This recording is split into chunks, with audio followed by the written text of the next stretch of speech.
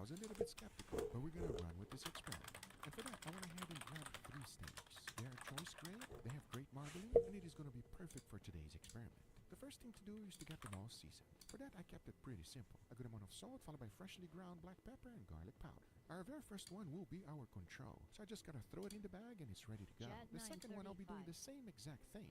However, in the end, I'll be applying Jamad right on top of it so that we can taste it raw. But this next one, we're gonna go ahead and add a generous amount of this special liquid. And I want to make sure that we fill this thing. The more, the better. I made sure to cover the entire steak with it, because once everything was fully covered, I went ahead, threw it in the bag, vacuum sealed it, and all of my steaks are now ready for sous vide. Talking about that, I'll be cooking every single one of them at 135 degrees Fahrenheit for 2 hours. This will cook them to perfection. And as that was happening, it was perfect because it allowed me time to go ahead and make this awesome side dish. This is one of my favorite things to eat. And if you've never had it, you don't know what you're missing. Believe me when I tell you, friends, kibe is fantastic. Kibe? Here's how to make that. The first thing to do is to I'm offended.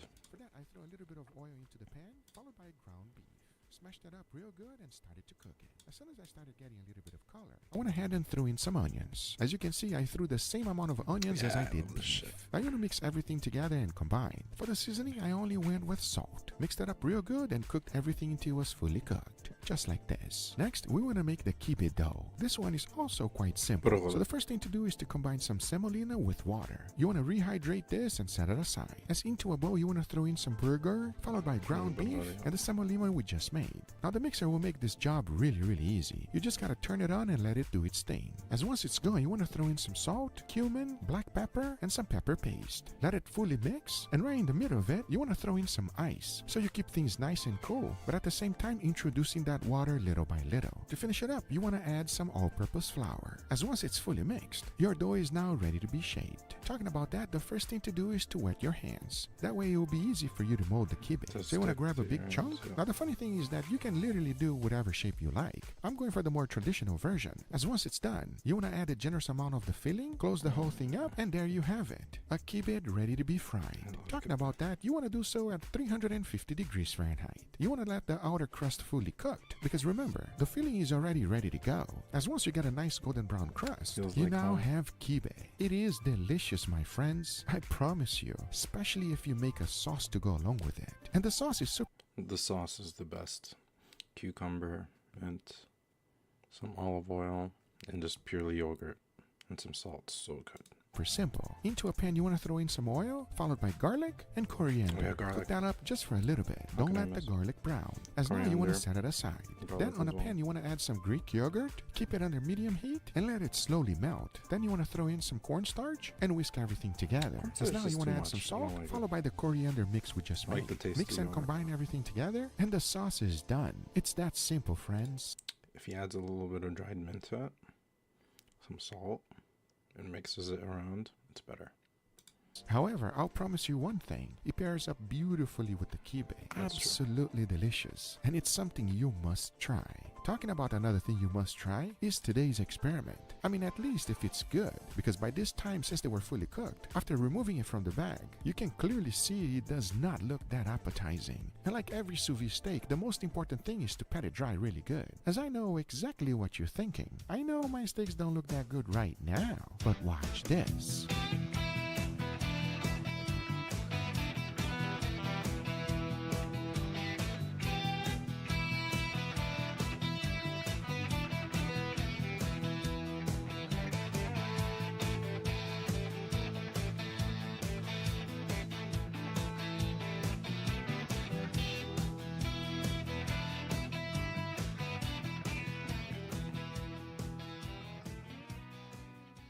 All right, everybody, and here we got our beautiful 2 things on 1 thing, flavor. Let's give it a go. Cheers, everybody. Cheers.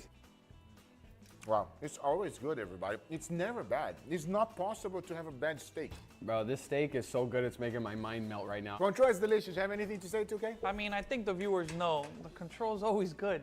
Soft, tender, juicy, delicious. All right, so here's the deal. This look a little sus, I'm not gonna lie. Let's dig in. Make sure you get that little spread sauce on the top. I don't know what to call it. Let's see. Very interesting looking Guga. Dude, tell me what it smells like to you guys. It smells like cheese to me. What does it smell? It smells like, yeah, like sour cream. Oh, you don't like? I don't know. This does smell like cheese, but it's very strong. I want to know if it's going to overpower the steak too much, or if it's going to make it better, or worse. Give me your honest review here. You ready? I hope it tastes better than it smells. All right, well, we'll find out right now. Cheers, everybody. Cheers. That's weird. No? Be honest. I'm being honest. It's very strange. Like, it tastes better like to it make it smells. fresh. Like funky cheese, but it doesn't have that like kind of like powerful aftertaste that like a blue cheese or something like that has. This is why I love to review food, everybody, because food could always be subjective. I actually enjoy the taste so much. I don't like it. I'm being 100% honest. It's not that it's okay. I just don't like Shut the it. fuck It's up. so powerful in the flavor that you don't taste to whatever you're adding. Like, if it were to add to the beef where you can still taste it, it'd be fine. But it masks it entirely. Fair enough. You? I'm kind of in the middle about it. I really like funky cheeses, but that one, it feels almost like half funky. Like funky on the front end, and then he just kind of washes out. I don't know. It's like, I wish it had a more robust flavor to it, but it's okay. I think that this will go extremely well on a piece of meat that is not very delicious. So something that needs to be modified of flavor, some gaminess. But I'll be honest.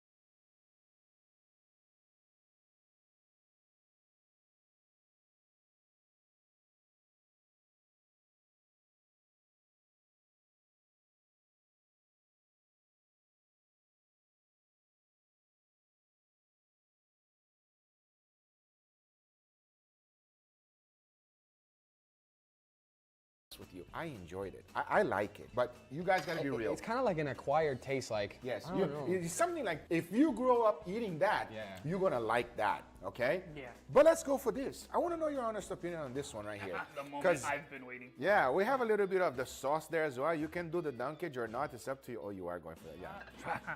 You can't put sauce and tell me not to dunk. Yeah, there you go. And then Leo, grab it. Damn, 2K grabbed the biggest one, bro. I want to know your honest opinion on this one here, okay? Let's give it a try. Give me your honest opinion. Cheers, everybody. Cheers. No, that's a good sauce. Tell me what you think, because not everyone loves this. I want to know your true, honest opinion. This is freaking delicious. You like it? Good. Okay, good. You too, okay? It's really good. It's hard for me to describe the flavor because I feel like it's a mix of a lot of things. It's a very mellow flavor, but it's enjoyable. And then when you mix it with the sauce almost has like a garlicky flavor to it, which adds to it as well. It's actually really good. Oh, okay, good. I think it's really interesting the texture that it has because the outside is like crispy but also crumbly. Like the flour, the bread for this is very different and it breaks apart completely differently in your mouth. But the filling is nice, the sauce is incredible. And this is really good. This is incredible, everybody. I will say it is a little bit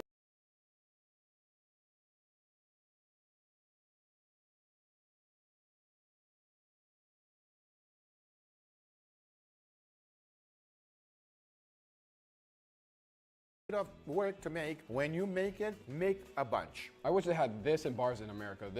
I would tear this up at a bar. That's a lot better than French fries. 100%. This is a lot better for me, at least, than chicken wings, everybody. It is amazing. All right, let's try officially the next one. I want to know, Jonas, if you guys didn't like this one, I'm not sure about this one here. We're going to find out right now. Whoa, what's going on here? Google this. Exactly. You'll find out shortly. Let's try the taste. So this one has the same exact ingredient as the previous one, but less. So maybe you will like it. Hopefully I do. Maybe a lot less. I don't know. Give me your honest opinion. Cheers. Cheers. Okay. A lot less. Very mild now. You can taste the beef a lot more. That I like. That's the good thing. I think this is what that one was lacking, that you can actually taste the beef. I don't think the flavor of the beef or any of the seasoning is washed out. You still get a little bit of the funkiness that the sauce has, but it's not overpowering. It's enjoyable. Oh, okay. This one you like? Yes. Oh, fair enough. You. I agree completely. That is a very delicious steak, and it has the best of both worlds from like the control and that middle steak. Sauce is too much. The sauce is way too much. Fair enough, everybody. There goes your results. If you want to give this ingredient a try, put it little by little and start slow because the sauce definitely made it overpowering. Thank you so much for all of my Arabic friends. I hope to visit you guys soon. I cannot wait to go over there, man. It's going to be a fantastic trip. If you enjoyed this video, hit that thumbs up. If you're not a subscriber, be sure to subscribe, and we'll see you guys on the next one. Take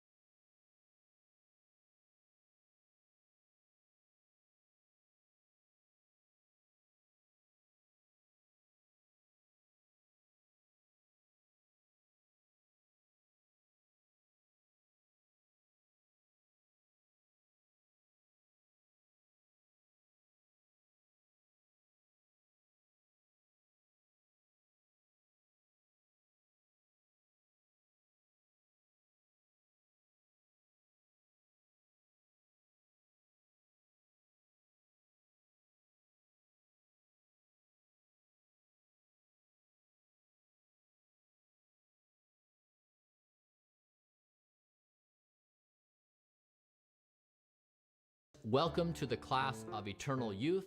I am Professor Johnson. I'm so happy you are here with me. The discussion today is about microplastics, a topic that we have seen in the news lately. We are going to discuss where they're coming from, where they're at, and what we can do about it. So the average male testicle has 8.2 milligrams of microplastics. And the brain, the average brain, has more than 50% more microplastics than we did 10 years ago. So the problem is bad and it's getting worse. Interestingly, I just completed my first microplastics test and the entire Blueprint team did that. And I had the lowest levels of microplastics than anyone, lower than 76% of the people in the data set. Now, of course, I want to be in the 99th percentile for optimal. So we need to figure out how to get there and how you can get there too. So let's talk about how this is getting into our bodies. There's 3 ways. We can ingest them. For example, you can drink them through bottles or tap water. You can eat them through food, or for example, you can warm your food up in plastic, and that also is a way that gets in your body. You can inhale them. So studies have shown that it gets to our brain. In autopsies, they found microplastics in the olfactory bulb, showing that they get through. And the third way is through absorption through the skin, for example, with skin care products. Now, we could not find any evidence of anyone who had demonstrated they're getting through the skin. So we don't know. And I want to call that out because we try to be very clear with things we do know and things we don't know. It is reasonable to imagine this is the case, but we also want to call out we couldn't directly find any evidence. Now, I will share with you what I'm doing. One is I've made this rule. I have stopped drinking water out of plastic. There may be a circumstance where it's either choose death or choose a plastic water bottle. And at that point, Maybe, but until then, I don't think I'm going to do it. Having made that rule, it's just easy for me now. I take my Don't Die stainless steel water container everywhere I go, and now it's just a habit, so try to form a habit. Don't drink water out of plastic. You can also put together a water filtration system at your home. On my website, I will include the link below. I have a reverse osmosis water system. Mine costs $1,300. You can buy them much cheaper. For example, a friend of mine just bought his for $300. So different ranges. But on my website, the guy who I use to install mine is there. You can call him and he can help you install the system if you want. Also, you can see the system specs and find your own. Be aware that if you have a system on your refrigerator, for example, it may only filter to like 1 micron. You need to get smaller to get the microplastics out. So we're also exploring, excitingly, trying to figure out how to measure microplastics in water. So you can test that as well, because again, Blueprint is all about measurement. We need data to make these decisions. Water filtration system is good. Now for food, there's 3 things you want to consider. One is store your food in non-plastic materials like glass, ceramics, stainless steel. If you receive something in plastic, just put it in those containers. 2 is you want to take your own water container around with you, preferably stainless steel or something like that. And 3 is you want to avoid canned things. So we saw one study, for example, that showed a 20-fold increase in levels of BPA from canned soup. So it's reasonable to imagine that these canned things have a similar process of plastics, and you want to avoid them. All right, now let's talk about your kitchen next. You want to scan your environment and remove plastic wherever you can. So that means cutting boards, kitchen tools like stirrers, any kind of storage container. You want to try to just identify what is plastic and replace it with ceramic, glass, stainless steel. Also avoid the non-stick pans and instead use cast iron or stainless steel. For home and personal care, you want to seek out materials like cotton, bamboo, linen, hemp, wool, and silk. That's also true for things like rugs. So try to have those materials in your home, and also you can have a HEPA filter as you vacuum that will also capture microplastics. And then if you can, switch to a plastic-free laundry detergent. And then finally is to avoid handling receipts. They have high levels of BPA. Now, if your job requires you to handle receipts, consider wearing gloves. If you're receiving them, then opt for a digital version. We have the world's first microplastics test. We want to make meaningful progress on this topic, and to date, there's not been a way for people to just easily do a microplastics at the various particle sizes. Now, the goal here is, as a community, we build the world's largest data set of microplastics, and then we figure out what things change. For example, if you install a filter at your home water, does that lower your microplastic levels? If you remove plastic containers in your environment, does that help? Etc. So the goal really is to be quantitative. Don't worry, we've got this. And it's been a mistake for us to just go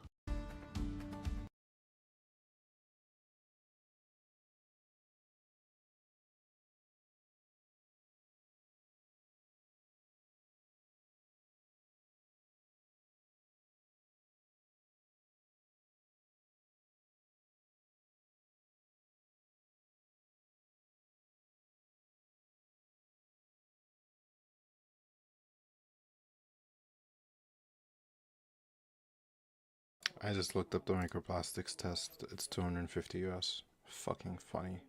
Insane. I'd rather die.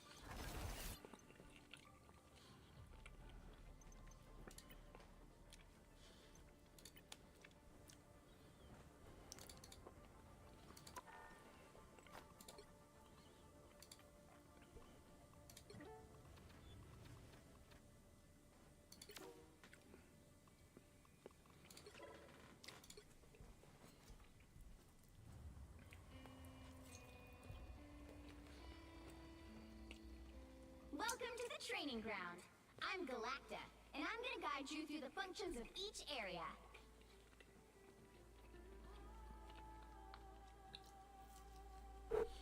In the target practice area, you can battle my Galactabots and practice against simulated hero combatants.